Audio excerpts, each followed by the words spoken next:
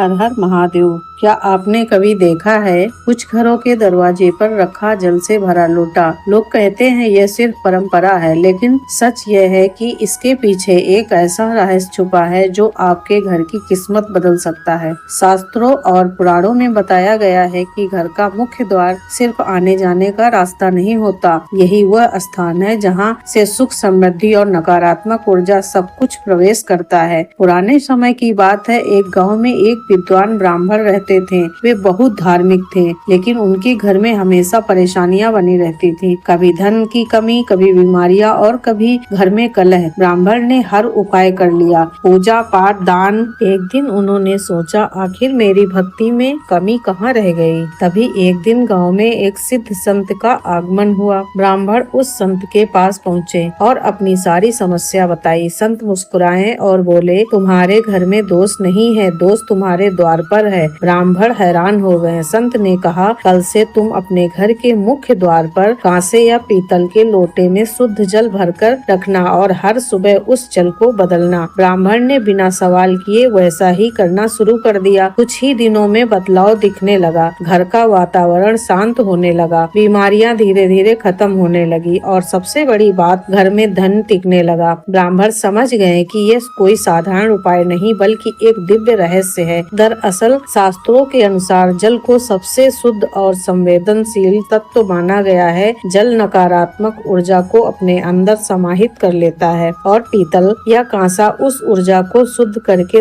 वातावरण में सकारात्मकता फैलाता है। इसीलिए द्वार पर रखा जल घर में प्रवेश करने वाली हर नकारात्मक शक्ति को वही रोक देता है। कहा जाता है कि जहाँ द्वार पर जल रखा होता है, वहाँ माता लक्ष्मी और देवताओं का प्रवेश आसान हो जाता है और दरिद्रता और अशुभ शक्तियाँ द्वार से ही लौट जाती हैं। तो अगर आप भी चाहते हैं कि आपके घर में सुख, शांति और समृद्धि बनी रहे, तो आज ही अपने घर के द्वार पर जल से भरा लोटा रखना शुरू करें और याद रखें, जल हमेशा शुद्ध और रोज बदला जाए। ऐसी और रहस्यमयी और ज्ञानवर्धक बातें जानने के लिए चैनल को सब्सक्राइब और लाइक जरूर करें। हर हर महादेव।